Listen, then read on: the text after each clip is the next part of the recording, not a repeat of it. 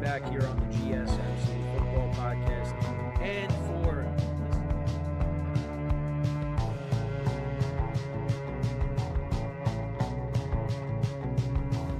all right, and we are back here on the GS. Keep yourself in the loop of everything football on the Golden State Media Concepts Football Podcast. The latest news on and off the field, be it college football, Big Ten, SEC, Big 12, Pac-12, ACC to the NFL. We've got you covered. Listen to the Golden State Media Concepts Football Podcast.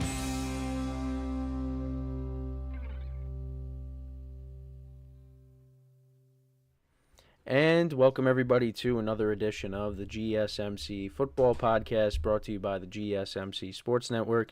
As always, I'm your host, Kenneth Grunfelder, and it's great to have you guys here on this Friday, June 14th. We have a lot to talk about on the show today. Before I get into that, just want to remind you guys, as always, to tip or donate and get your comments recognized, make sure to go to the following link. That is gsmcpodcast.net.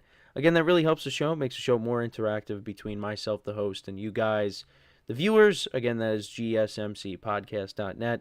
And as always, it is displayed on the ticker at the bottom of the show segment down below. So let's get into what we are going to talk about for today. So we're going to start off the show. We're going to talk about Trevor Lawrence and his new contract. So we did have a quarterback get paid, and I was incorrect on who was going to get paid first because I said I thought Jordan Love would get paid out of the group of quarterbacks that were in line to get paid next. So Trevor Lawrence gets his new deal. We'll talk about it to start off the show. Then in the second part of the show, we'll talk about the NFL tampering investigations concluding. I know that's been something that's been going on for the past couple of months. The teams that are involved were the Eagles and the Falcons. So we'll get into that and the details behind it. Then in the third part of the show, it got bumped to the third segment. We'll continue our schedule breakdown. So today we'll be doing the Miami Dolphins schedule, and I'll give you my early win-loss predictions for them. Then in the fourth part of the show, we'll talk about Dak Prescott and possible destinations for him if he does in fact leave Dallas after the 2024 season. And then in the final part of the show, we'll talk about Alvin Kamara and him desiring a new deal, and I'll talk about that. So that's the rundown for the show today. So let's get into the first topic, which is talking about Trevor Lawrence and his new deal. So he agrees to a 5-year, $275 million extension with the Jaguars, and this includes $200 million in guaranteed money and $142 million fully guaranteed at the signing. And this contract averages $55 million per year, matching Joe Burrow's league-leading contract in total value and AAV. And yeah, I'll be honest, it definitely is an overpay, but that's what these quarterback deals are. For some of them, they are overpays. Like, I think, Joe Burrow being the highest paid quarterback, I don't really have complaints about that because Joe Burrow has been to a Super Bowl and he's been successful. Trevor Lawrence, yes, he's won a playoff game, but I don't think he's worth $55 million per year. So the highest paid quarterbacks in the NFL. So Burrow and Trevor Lawrence are tied at 55. Then you got Jared Goff at $53 million, Justin Herbert at $52.5 million, Lamar Jackson at $52, and Jalen Hurts at $51. And it's funny because CBS also posted on their Instagram quarterbacks being paid higher than Patrick Mahomes. So yeah, you had Trevor Lawrence, Joe Burrow, Justin Herbert, Goff, Lamar Jackson, Jalen Hurts, Deshaun Watson, and Kyler Murray, and none of them have Super Bowls. Patrick Mahomes has 3. But yeah, it's again, I think it's an overpay, and then also it's funny because they also posted a graphic about the 2021 draft class for quarterbacks, the first-round quarterbacks. And Trevor Lawrence got this monster deal. Zach Wilson's now on the Broncos. Trey Lance is with the Cowboys now. Justin Fields is with the Steelers. And Mac Jones is with the Jaguars. And I did a segment on that earlier in the offseason. But yeah, it's kind of funny how Trevor Lawrence is the only quarterback that's still on the team that he was drafted by. And everybody else has switched teams since then. But that kind of shows you that also was kind of a weak draft class. Well, we'll see how Justin Fields, maybe he does well in Pittsburgh if he gets an opportunity. And maybe Trey Lance might end up being the starting quarterback for the Cowboys if Dak ends up leaving. And we'll talk about Dak later in the show.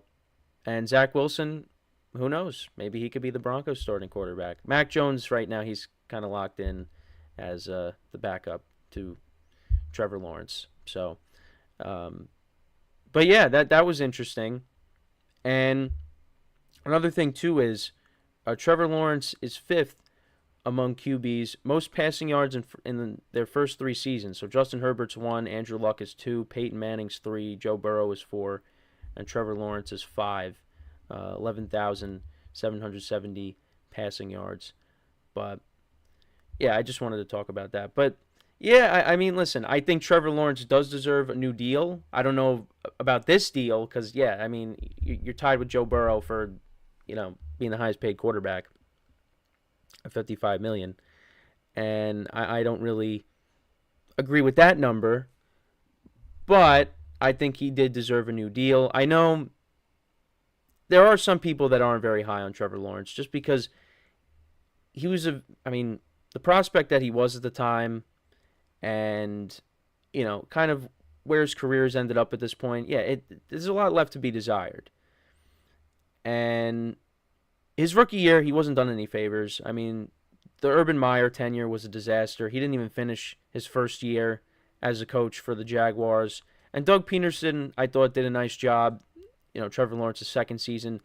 The Jaguars didn't get off to a great start, but they finished strong. They made the playoffs. They had that epic comeback against the Chargers, and they did lose a tough game against the Chiefs in the second round. And then they were 8-3. They beat the Texans, and it looked like they were going to win the division once again. And then everything kind of just fell apart at the end. And I think part of that had to do with Trevor Lawrence getting hurt because, he was dealing with a handful of injuries. And I think he's going to have a bounce-back year.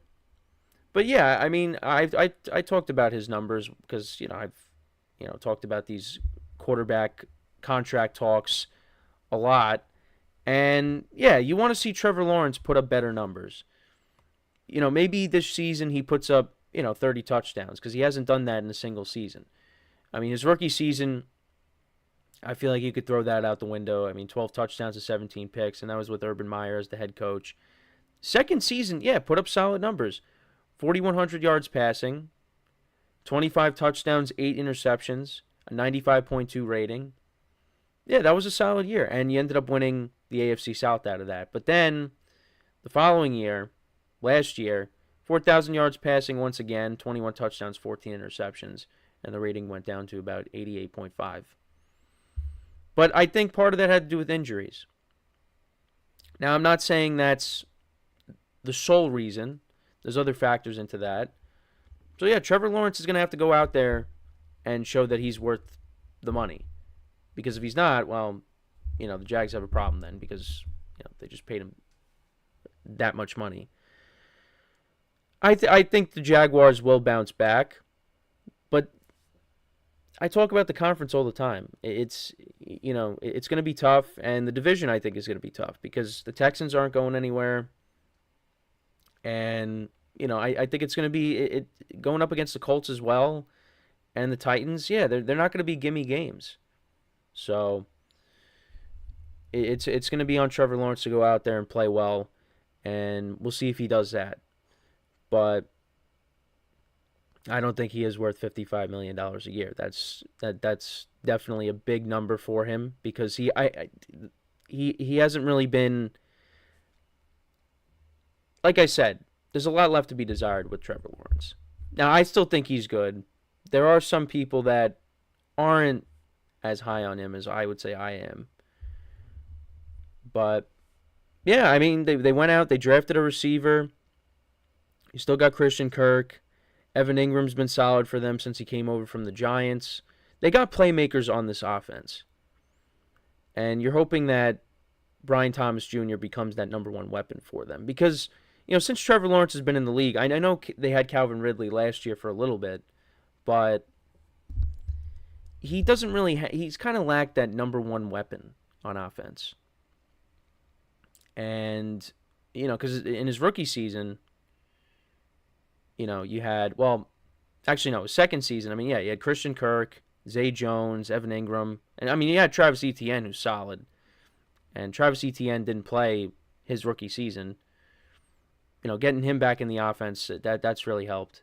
But, Christian Kirk has been a nice receiver for them, but, do we look at Christian Kirk as a number one weapon? No, we don't. So they're hoping that Brian Thomas Jr. can become that, and Christian Kirk can continue to be productive. I know he was a little banged up last year. They also brought in Gabe Davis. Gabe Davis as a number 3, I think is okay. I know that playoff game against the Chiefs, he really hasn't lived up to that. I guess that just was a one-time thing. But, yeah, I think this Jags team can still be good. And, I want to see Trevor Lawrence go out there and throw 30-plus touchdowns, because he hasn't done that yet. If he can go out there and do that, then you know that the Jags are going to, have a good year. But, yeah, that's kind of my thoughts. I think it's definitely an overpay, but when it comes to the quarterback position, you're going to do that. And now I'm curious to see what Jordan Love ends up getting, what Tua ends up getting, because, I think the Packers, they might get the right number.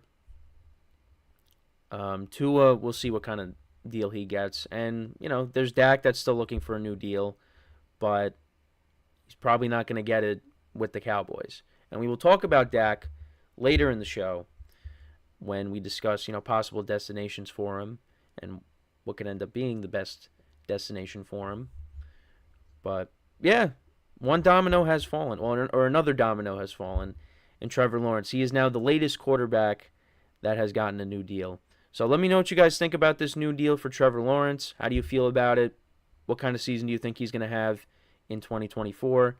Let me know in the comments. So, with that being said, we're going to take our first break of the show.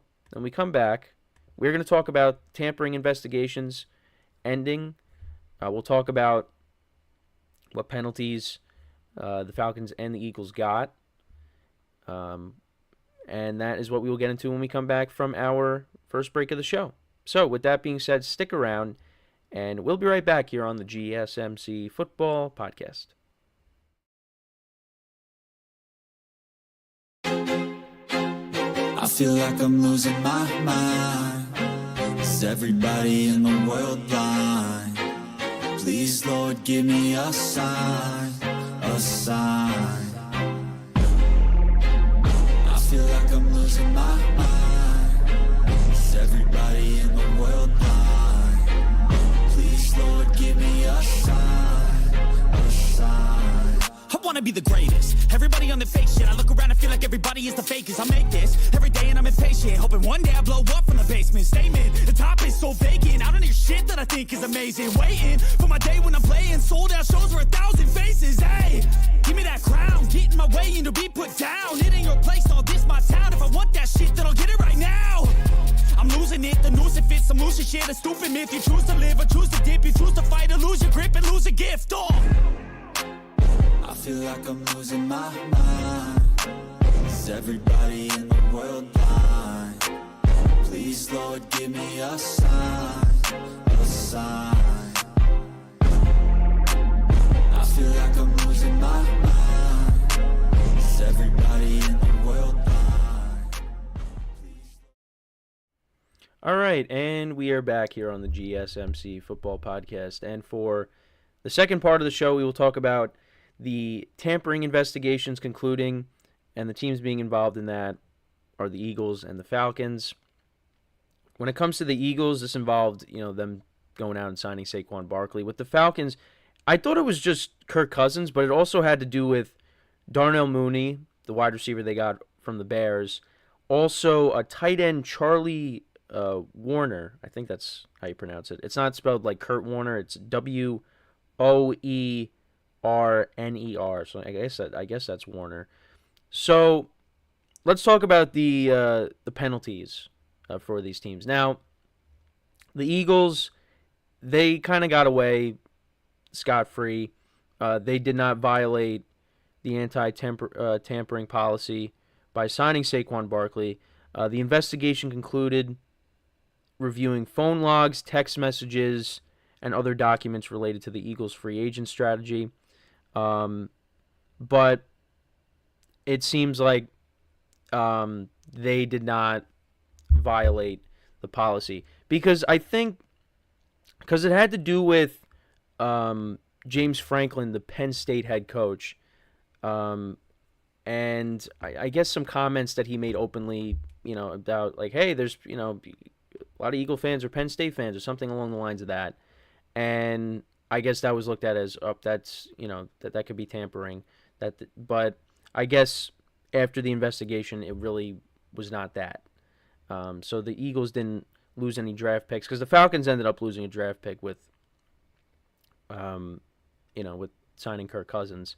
But yeah, it had, like I said, it had to do with the Penn State head coach and some comments he made, and that kind of stirred up some stuff that, okay, did the Eagles violate this? But it turns out they didn't do that. So, Barkley, of course, signed that 3-year, $37.75 million contract. But the NFL did state the investigation could be reopened if new evidence emerges. So they're not out of it just yet. But as of right now, they did not find anything. And then when it comes to the Falcons, so the NFL did find the Falcons violating the anti-tampering policy during the signings of the free agents that I just talked about. Again, I thought it was only for Kirk Cousins, but no, it was also for Darnell Mooney and a tight end. So these were the punishments for the Falcons. So they lost a 2025 fifth-round draft pick, a $250,000 fine for the team, and then a $50,000 fine for Falcons general manager Terry Fontenot. Violations were deemed logistical, involving prohibited direct contact between the players and the team's representatives after agreements were made. No evidence was found of contact prior to the free agent negotiating window. Falcons cooperated fully with the investigation and will review their processes to avoid future violations. And also, there have been, some other tampering punishments in the past. The Dolphins were heavily penalized for tampering with Tom Brady and Sean Payton. Also, there was another incident. I think the Chiefs they had a situation with Jeremy Maclin as well back in the day, the wide receiver. But the punishment for the Dolphins, they lost a first and third round draft picks and a $1.5 million fine for owner Stephen Ross. I mean, yeah, I guess when you're trying to recruit Tom Brady and Sean Payton, yeah, I mean it's going to be a hefty punishment if you're not doing it the right way. But I wanted to, so a couple things. I wanted to go over quotes from the NFL and just questions that they were asked about the investigation. So this is on the Falcons. So while the policy permits clubs to engage and negotiate all aspects of an NFL contract or an NFL player contract with the certified agent of any prospective unrestricted free agent during the two-day negotiating period, any direct contact between the player and an employee or representative of the club is prohibited. So, because I think it was because Kirk Cousins was speaking to, I want to say it was someone with the training staff, and that's, you can't do that. So that's why they ended up getting it. So, and then it also says this includes discussion of travel arrangements or other logistical matters which the club acknowledges took place with regard to these three players. Because I was also listening to Mike Florio, and I guess Kirk Cousins also reached out to Darnell Mooney, and that wasn't the appropriate time to, and that's why Mooney was involved. But I don't really know where the tight end comes into play. But yeah, so they lose a fifth-round draft pick, which I don't think is, that big of a deal. And like I said, the Falcons were, they cooperated, so they'll try to be better on their end. But yeah, I wanted to get into, just some questions that the the NFL was answering about the investigation. So here they are, and this is courtesy of Pro Football Talk. So the Eagles statement specifies the investigative steps. The Falcons statement does not. What was done to prove the Falcons' violation? So that was a question. The NFL said the NFL reviewed phone logs, text messages, and other documents, including transcripts of press conferences, and also conducted interviews with relevant personnel. Then another question. Oh, wait, actually, no. This keeps going. On March 13th, Kirk Cousins said he talked to a head athletic trainer, like I said, during the negotiating window.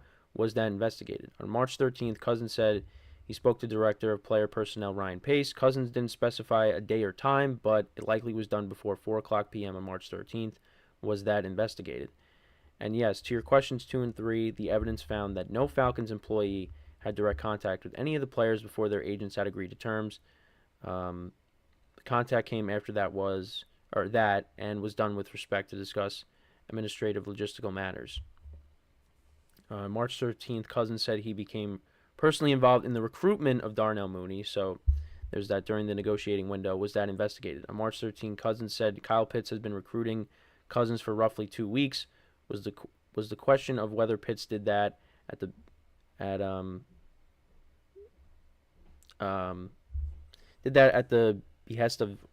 behest of or with knowledge of the Falcons investigated? For 4 or 5 years, yes, we looked. Or no, 4 or 5 years. For 4 or 5, yes, we looked into it, but there was no question that the club played a role in those conversations. It's kind of a little messy how this was organized, but so he was involved. Kirk Cousins was involved in the negotiating for Darnell Mooney. But again, I don't know where. I really can't find anything that talks about the. Now here I'm looking at it. It talks about the tight end, but yeah, then it brings up the Jeremy Maclin incident. But yeah, so I mean it's you kind of understand why the Falcons got a penalty and not the Eagles. But again, they're still looking for evidence, or they could reopen the investigation if they find more evidence. But you kind of understand. You kind of get I hope you get the gist of it from what I was reading. But yeah, it was kind of a little messy how it was organized.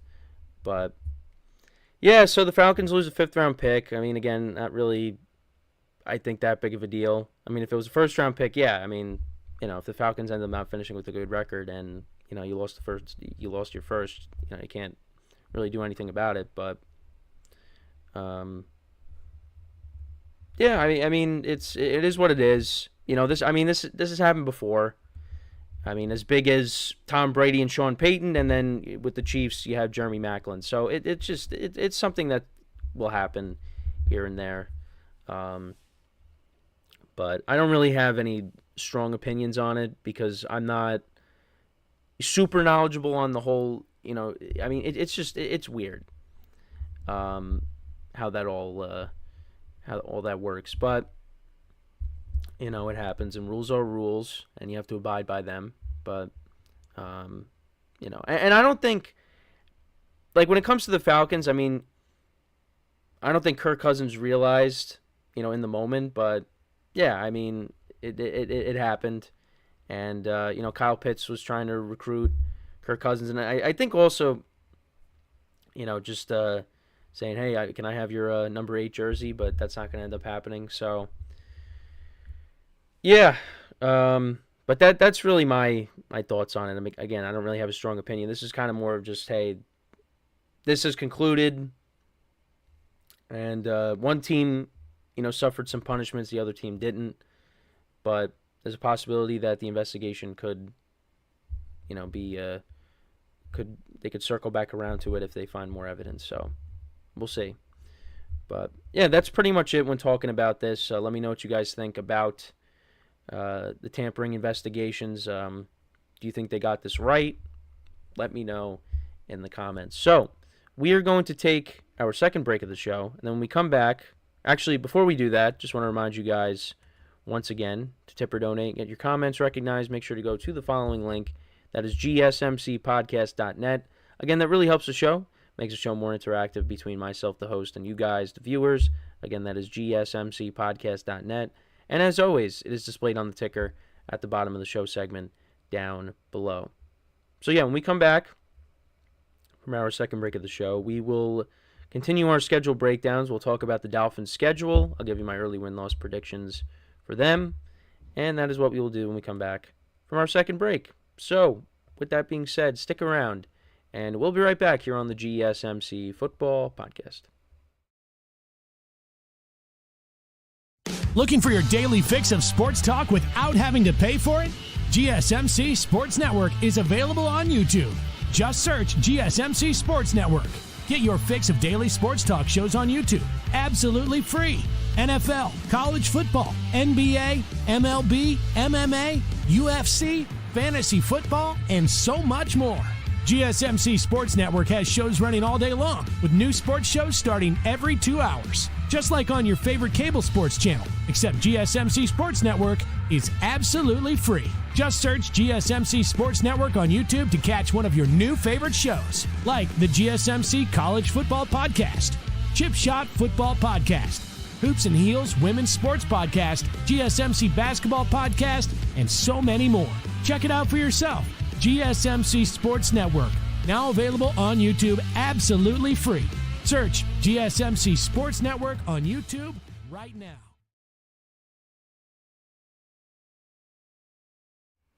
All right, and we are back here on the GSMC Football Podcast. And for the third part of the show, we are going to break down the Dolphins' schedule for 2024. So let's get into that.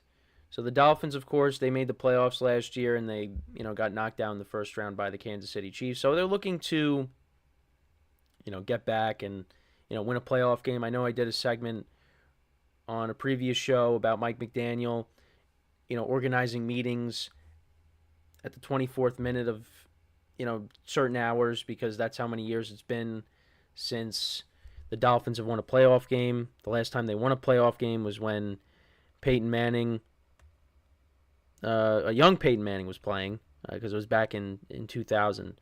So, but this is the Dolphins' schedule. So we just talked about Trevor Lawrence earlier in the show, and they open up against Trevor Lawrence, the Dolphins do, and that's a home game for them. Now, it's interesting because I have the Dolphins ranked third in the division, but I feel like they do have an easier schedule than I feel like the Bills do, because yesterday I did the Bills' schedule, and the Bills' schedule is pretty difficult. I think, towards the end of the year, from Thanksgiving on, the Dolphins do have a tough schedule, but to start the year, I think is doable. So they got to stack up wins earlier in the season. So they open up against Jacksonville. You got two Florida teams going at it, two quarterbacks that most likely will be playing with new deals. Tua's probably going to get it at some point. We'll have to wait and see. But yeah, Trevor Lawrence has got his new deal. Tua's probably going to have his new deal. I think the Dolphins do win this game. I think early on in the season, the Dolphins were playing really well. But you looked at the level of competition, and, they dropped 70 points on the Broncos when they were not good. And the Broncos did make a run later in the season. But yeah, the Dolphins, the only team that they beat with a winning record last year, I want to make sure I bring this up. The only team that they beat with a winning record last year was the Cowboys. So, again, that's a different year. This could be different this year. But I just, So I'm going to say that they win against the Jags. Then against the Bills did sweep the season series last year. I think they'll split. So I'll say the Dolphins win here to go 2-0. Then they go to Seattle, and I think that's going to be a tough game, that tough environment. But I don't know. I feel like that offense will travel, and I think that they will. I think they'll come away with the victory there. So they start off 3-0. It's a good start for them. Then they take on the Titans.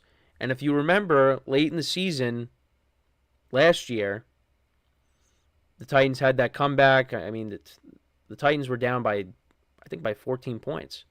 And there was I think 4 minutes left, and they came back. They scored 2 touchdowns. Tyreek Hill got hurt in that game. And the Dolphins ended up losing that game. But I think they'll win this game here. So I'm going to say they go to 4. So now they're 4-0. Like, wow, a good start for them. Then they take on the Patriots in Foxborough. I think that's also a win. So now they're 5-0. And then they got a bye week. And now coming off the bye, they take on the Colts. And that could be an interesting game. I feel like that could go... I think the same thing with the Bills earlier in the season. I feel like this game, I think the Colts could win. But the Dolphins are coming off of a bye. So I think you got to factor that in. I'm going to say it's going to be close. But you know what? I'm going to say they're due for a loss at this point. I'm going to say the Colts actually upset them and win. So the Dolphins here, they'll drop to 5-1. Then they take on the Cardinals. They get back on the right track. They win that game. But then this is where it's not yet. But these next two games are tough against the Bills in Buffalo and the Rams. I'm going to say they lose to the Bills. And, yeah, the Rams, high-powered offense. I think they lose to the Rams. I'm going to say the Rams win. So that's 3 losses now. Then they take on the Raiders at home. I think that should be a win. Patriots, I think, should be a win. But then this is where this is where the schedule gets really tough. So you take on the Packers, then you got the Jets twice, if they're playing well with Aaron Rodgers. You got the Texans, the 49ers, and the Browns. I'm going to say they do lose to the Packers. I'm going to say they split with the Jets.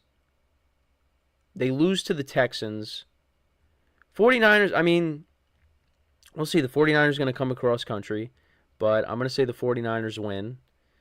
And then at the Browns late in the season, with that defense, Myles Garrett, I feel like that's going to be a loss. And then I think, and you know what, the Jets-Dolphins game, Week 18, that could come down to, who makes the playoffs and who doesn't. So, but I'm going to say the Jets do split with them. So I got them losing to the Jets once, the Bills once, the Browns, the 49ers, the Texans, the Colts. So, yeah, I got them, same thing as the Bills, like 11-6. And I think that's, what did they finish with last year? They do have, the Rams, did I say the Rams? The Rams, the Bills once, the Jets once. 11-6, 10-7, around there. I know I had them ranked 3rd, but I still think they're going to finish with a good record. I don't think it's not like they're not going to. But again, injuries could happen.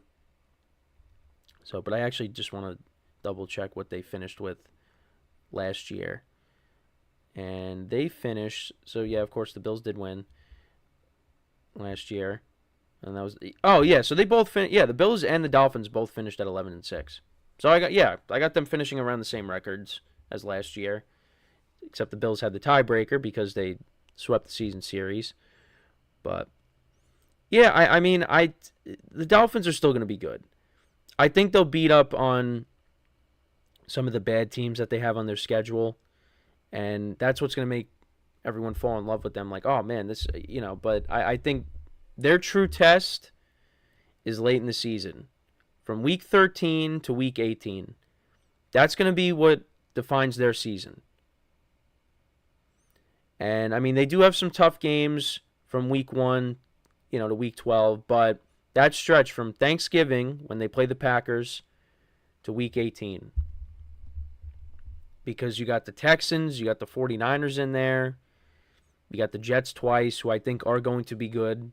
And we're going to do their schedule tomorrow. That's going to show me if the Dolphins are legit or not, is that stretch right there. Now, I think they'll still get their 10, 11 wins because they have so much talent on this team. And I do think, despite not winning a playoff game his first 2 seasons, I think Mike McDaniel is a good coach. But this is a team that's got to show me something. They did deal with a lot of injuries last year on defense. Tyreek Hill got hurt late in the season.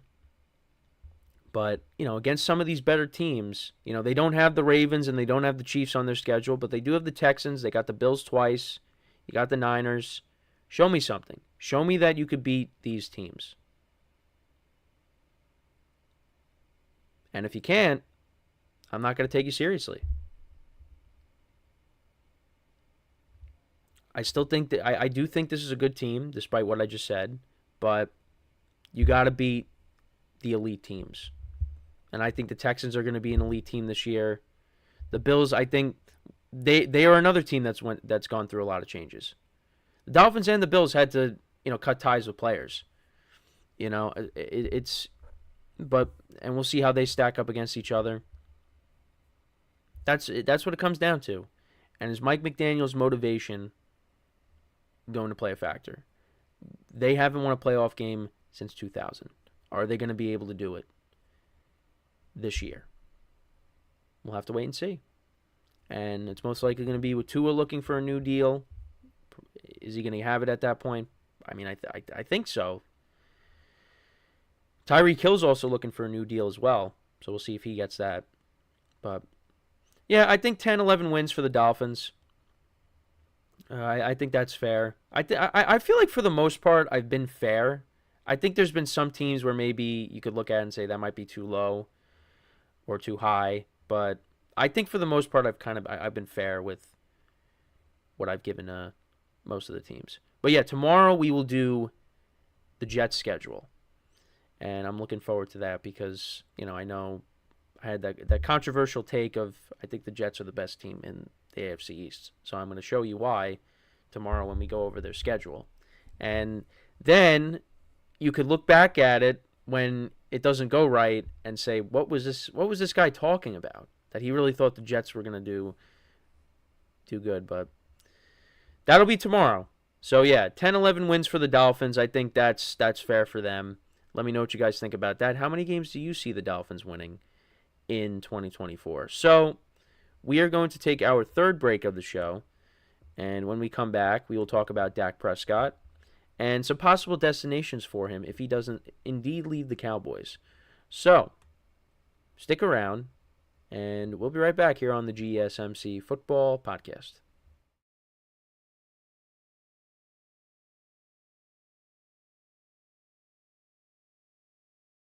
For the best and latest podcasts available anywhere, go to the podcast app on your cell phone and type in GSMC to access free content-rich podcasts on health and wellness, book reviews, sports, entertainment, relationships, social media, movies, technology, finance, and even weird news. Subscribe and download the GSMC Podcast Network's family of shows, available everywhere podcasts are found.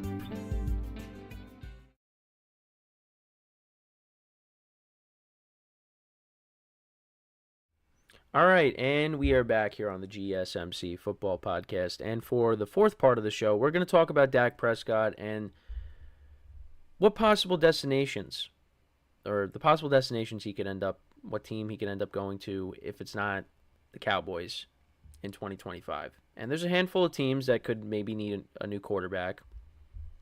So I just kind of wanted to go through, there's a couple articles about where he could possibly end up. So these are the teams that were listed. So you have the Raiders. The Giants are a team, which is interesting because, Giant fan here. He plays for the Cowboys. You got the Titans. The Titans were listed. The Steelers, the Panthers, the Seahawks. Also, the Rams were listed. And then there were wild cards. The Saints and the 49ers. I don't think the 49ers. I think that's Purdy's team. That one, but that's why they labeled it as a wild card. But yeah, no, the 49ers, yeah, that's not happening. Because also you have so many that you have players that you got to pay. I mean, you got Ayuk that's looking for a new deal. You just paid Christian McCaffrey. I mean, you got the guys on Nick Bosa. I think they paid him already. I think. But yeah, Purdy's going to, be looking for a new deal. You don't want to bring in a guy that's going to be, that the number was like $60 million for Dak.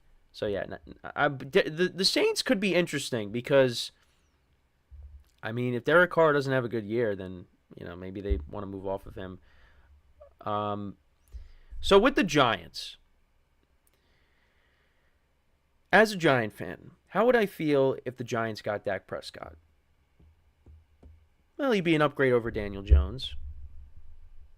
But, like, would this, as a Giant fan, would this elevate the Giants to a new level? Yes. But, like, would I look at us as, or look at them as this elite team if we got Dak Prescott? No. I mean, now it's not because of just Dak. You know, they have talent on the team, but I still think the Giants have, you know, some work to do before you could look at this team as being a legit contender. And one of the main issues is the quarterback position. But I don't know. I think also just because Dak is going to command for a big contract, I really wouldn't be that interested. Just from the money aspect. I think if the Giants did bring in Dak, the Giants would instantly be a better team. But again, I don't really look, and really that goes for all these teams. I don't really look at Dak as a guy that's going to elevate your team to, hey, we could be Super Bowl contenders. I don't really see that. We kind of know what he is at this point. Been in the league since 2016. He's got 2 playoff wins. I mean, again, he could get you to the playoffs, but can he get you far in the playoffs? And that has not been the case with the Cowboys. And the Cowboys have a lot of talent. You know, that first season with Ezekiel Elliott and the offensive line and Des Bryant and Jason Witten, that could have been the year for them. But it didn't happen. And I think Dak is a better player than he was his rookie season because, you know, Zeke's first couple of seasons, that was his team. But, you know, then it kind of became Dak's team. And once it became Dak's team, yeah, I mean, he's put up good numbers in the regular season, but he gets to the postseason and he just, you know, he doesn't do well. But yeah, the Giants could be a spot for him, but yeah, I don't think so. The Raiders is interesting because right now you have Gardner Minshew and Aiden O'Connell, and they're kind of in, I feel like they're kind of in no man's land because I do think the Raiders, I think the team can be decent this year and win some games, and they finished 8-9.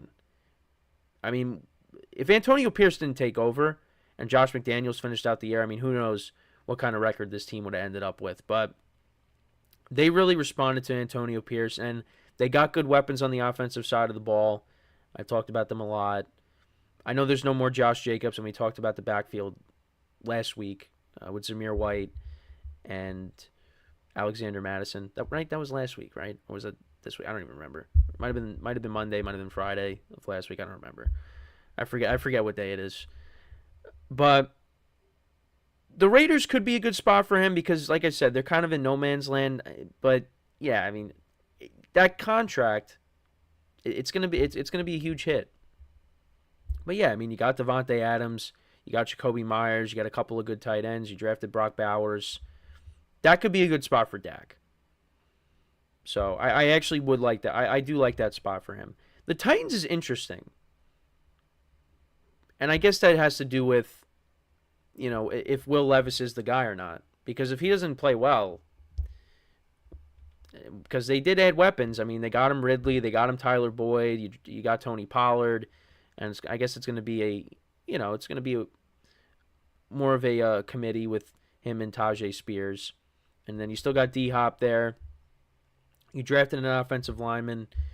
Yeah, I mean, the Titans went out and they made moves to help Will Levis. And now it's on him to go out there and perform. And if he doesn't do that, well, then, you know, the Titans might have to go out and look for a different quarterback. And Dak Prescott is possibly going to be available.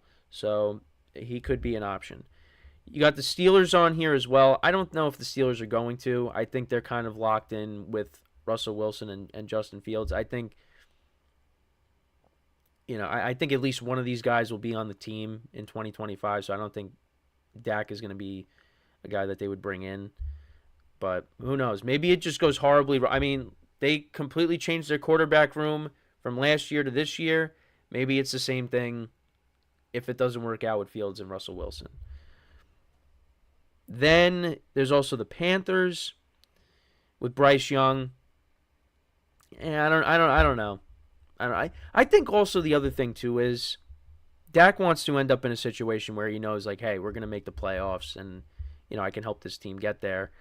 The Panthers, we got to see. Let's see how this year goes with the Panthers, because I didn't have them winning a lot of games once again. I'm not very high on the Panthers. And I hope I'm wrong. I hope that Bryce Young ends up being the guy, because, it was a rough rookie season for him. But they did draft a receiver. They traded for Deontay Johnson as well. So the receiving core should be somewhat better. They also drafted a running back. They added to the offensive line. So I think the Panthers will be somewhat better. And if Bryce Young goes out there and has a good year, then the Panthers can exhale a little bit. But, we'll have to wait and see on that.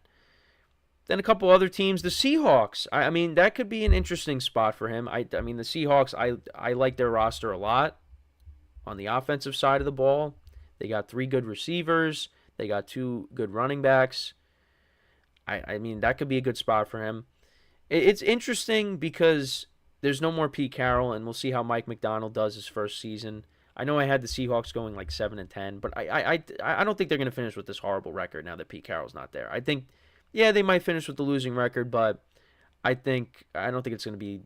I don't think 7-10 is horrible, but it's not great. But it's his rookie season for the head coach Mike McDonald. So I don't think we're expecting him to, go 12-5 and make the playoffs. No, but we'll see. I think if Dak ended up there, that'd be a good spot for him too, because of the playmakers that he would have around him. So, and then also the Rams were listed too. I guess it really all depends on how Matthew Stafford is. Last year he played really well. So I don't expect Stafford to drop off yet. I think he's still got some good years left in him. So I don't think that's going to happen. But the Saints could be a possibility because, like I said before, with the wild cards, they had the Saints and the 49ers listed. This was on Fox Sports, the article that I was looking at. So I would probably say, I'd say the Raiders could be I think the Raiders would be a good spot. The Giants, they could use a quarterback. I don't know if that's going to happen. I feel like the Raiders could be the most likely spot for him. I think that. Maybe the Titans if Will Levis doesn't pan out, but the Raiders is kind of the one that I would circle. And you also heard Marcus Spears on ESPN. He talked about it that, if I'm the Raiders and, Dak Prescott's available, you go out and get him. I think that would I think that'd be a good spot for him. But that's the one I see most likely to happen. But again, I'm not an insider. I don't have insider information, but that's just me. Because the Rams, I think they'll still have Stafford. The Panthers with Bryce Young, I don't think he's going to want to go there. The Seahawks, if the opportunity presents itself, I feel like that would be a good spot for him, a very good spot for him with the playmakers they have, but I don't know. Pittsburgh, I think it's going to be either Russell Wilson or Justin Fields. But that, again, we're in June, so and we'll see how the season plays out, and then my opinion's going to change. But yeah, that's my thoughts. But if he ended up on the Giants, that I don't know how. How would Giant fans feel about it? Well, I am a Giant fan. How would I feel? Again, be an upgrade over Daniel Jones. He puts up solid numbers during the regular season, but I'm not expecting. I wouldn't be expecting the team to go to the Super Bowl with Dak. I don't expect it.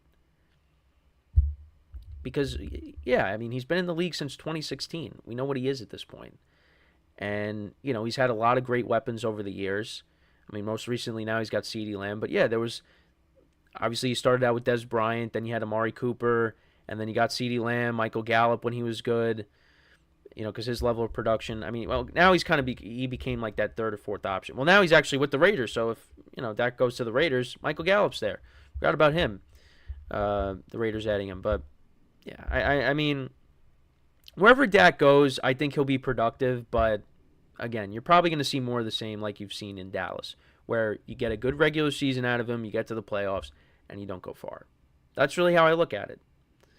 So that's my thoughts on it. Let me know what you guys think. What team do you think Dak Prescott will end up on if it's not with the Cowboys? Because maybe he gets paid tomorrow. Who knows? So we're going to take our final break of the show. And speaking of getting paid, or looking for a new contract, we're going to talk about Alvin Kamara of the Saints, looking for a new deal. We'll talk about that, and I'll give you my thoughts on it when we come back from our final break of the show. So for one final time today, stick around, and we'll be right back here on the GSMC Football Podcast.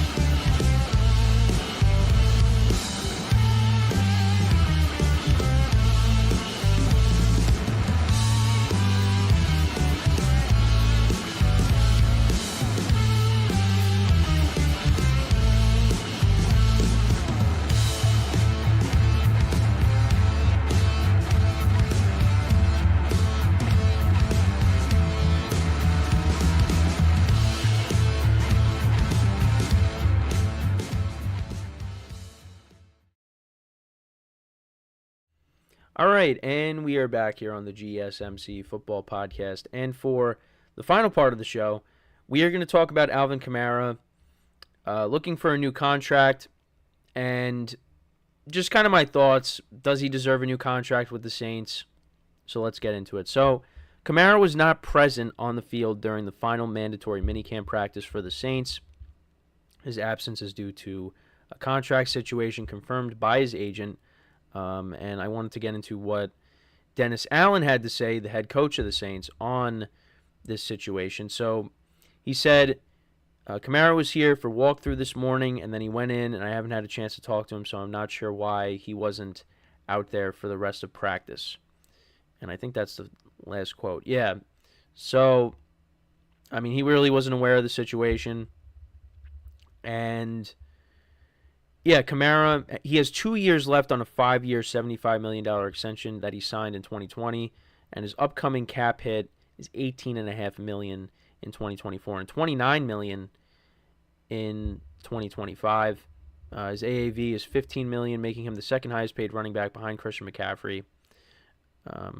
Discussions have been ongoing for months on a contract restructure, but there really hasn't been any progress. And Kamara last year, he rushed for 694 yards, 5 touchdowns, a career low in rushing yards. But, you know, we look at him more as a receiving back.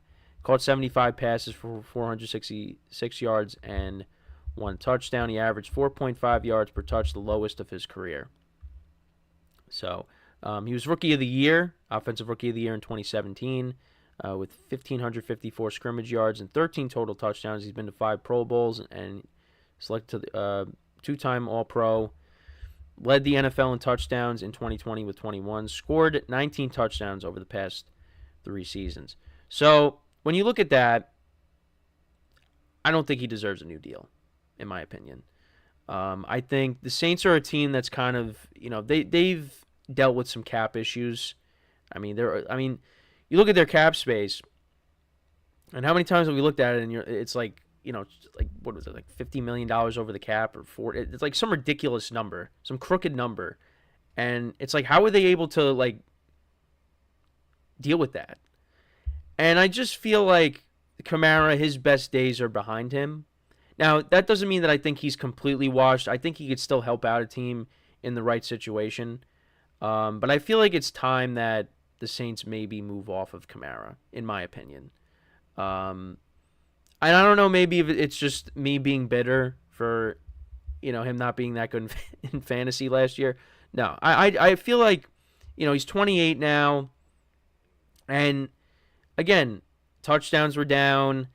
You know, his his average yards, 4.5 yards per touch. That was the lowest of his career. I don't know, and maybe it's not that. Maybe it's just how the Saints were using him. But I just feel like I think the Saints should move off of him, in my opinion. I mean, you already saw them move off of Michael Thomas. Now, it's not like Alvin Kamara had to fall off like Michael Thomas, where he's never playing and he's really doing nothing for your team. But I do think that maybe it's time. You got a young running back in Kendre Miller. See what you have in him. You still got Jamal Williams there. I think it's time maybe you move off of Kamara and maybe you try to save some money, and you don't give him this new deal. Maybe you see this new deal. Well, I mean, if he doesn't get his new deal, he might not even play, so he might hold out. But yeah, if I'm the Saints, I'm not trying to give Kamara a new deal because it seems like he's declining, and maybe a lot of that has to do with you also had Drew Brees not being there, because I mean Drew Brees, he checked it down to Kamara a lot. But yeah, I mean when I look at Alvin Kamara, he's not like a Derrick Henry that's gonna run in between the tackles, and I mean he does do that, but Kamara we look at more as a receiving back. And look, I think he's a solid player, and he's done well since he came into the league back in 2017, but it's just one of those things. He plays a position where, yeah, I mean, you're going to age faster. And I just feel like, we're kind of in that territory right now with him. So I don't think the Saints should give him a new deal. I think see if another team wants to maybe take on the contract and, maybe give him a new deal. I don't know. Again, I'm not an expert, but that's just me. If I'm the Saints, I'm not giving Kamara a new deal. I mean, we don't really know what they have in the young running back because we haven't really, seen what he could do. But, if they cut ties with Kamara, then, maybe we'll see. And you got Jamal Williams there, who they also signed. So, I think you're fine. You could Jamal Williams has proven that he can handle the workload. But actually, Jamal Williams also, he was drafted in Kamara's draft class. He got drafted by the Packers. So, I don't know. We'll see. I mean, the Saints are a team that I really haven't talked about a lot, and they're a team I don't really know. I mean, I think, what did I have them at? 8 or 9 wins this upcoming season.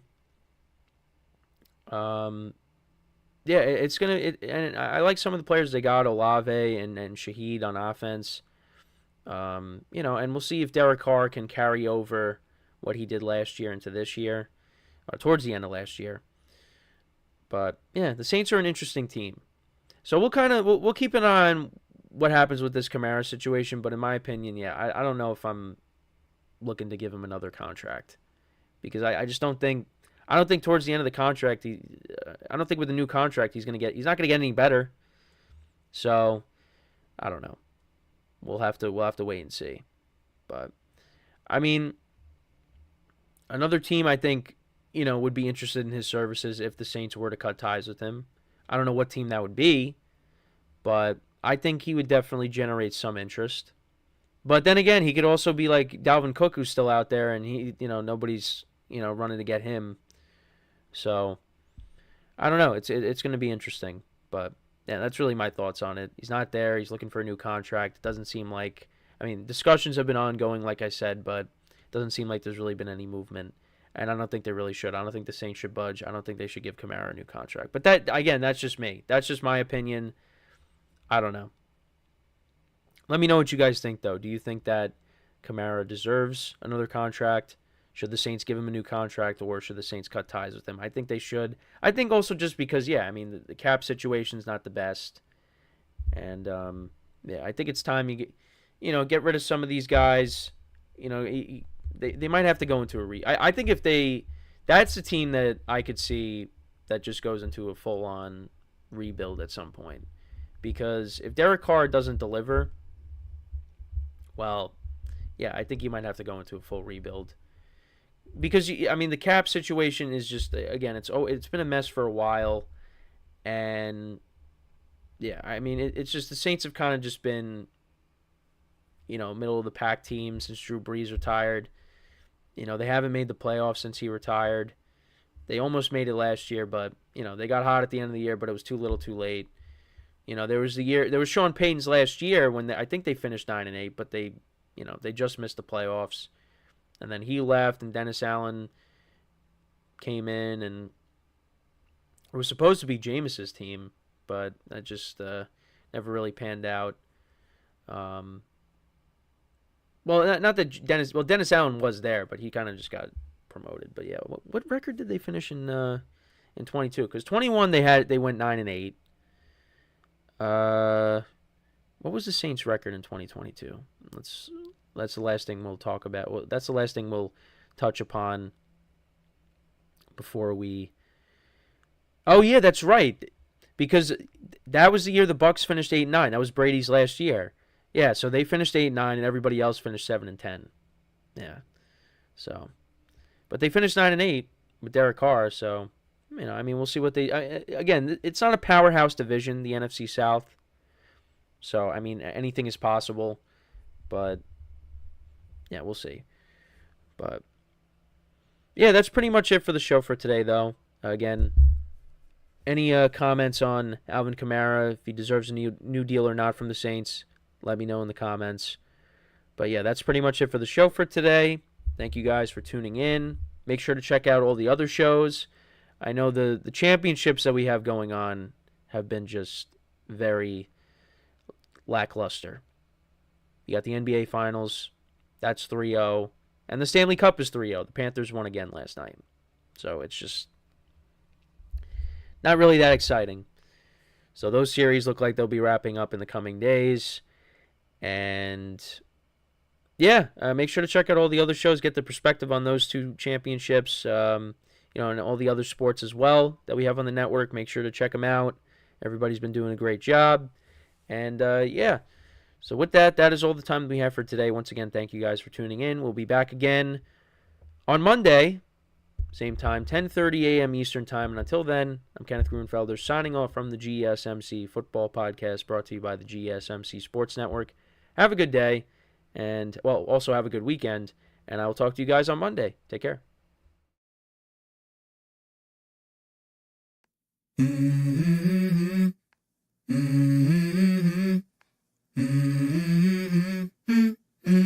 Let's go. I wake up to a little bit of drool on my pillow, feel like it's gonna be a bad day. Yeah, I'm tired of shit, and the coffee ain't hit yet, damn, ain't that great.